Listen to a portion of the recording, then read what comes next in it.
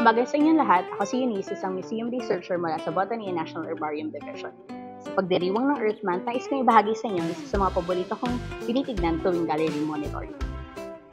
Isa sa mga paborito kong bahagi ay ang Mangrove Forest Diorama, isang makatotohanan ng representasyon ng mangrove forest sa Pilipinas, kung saan makikita ang karaniwang uri ng bakawan. Makikita mo dito ang intricate na itsura ng mga ugat ng isang mangrove na tinatawag na prop root. Mapapansin mo rin dito ang propagules na nakakabit pa sa parent tree. Kung gusto mo makita ang paborito kong specimen, halika dito sa isang cabinet. Ito ang mga propagule ng bakhaw. Kakaiba ito dahil habang nakakabit pa sa puno, nagsisimula ng germination process.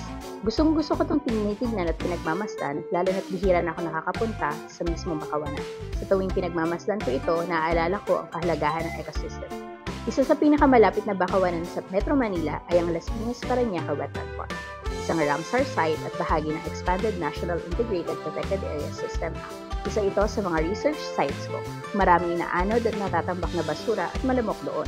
Pero nakakamangha pa rin makita na patuloy ang paglago at pamumuhay ng mga bakawan at iba pang organismo. Nakakalungkot nga lamang na isa ito sa mga ecosystem na madaling maapektuhan ng coastal development. May mga balak kasing i-earthfall ang ilang puno ng bakawan sa lugar.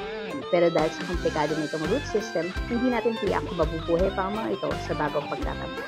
At maaari pa rin silang maging carbon source na makakadagdag sa greenhouse gases.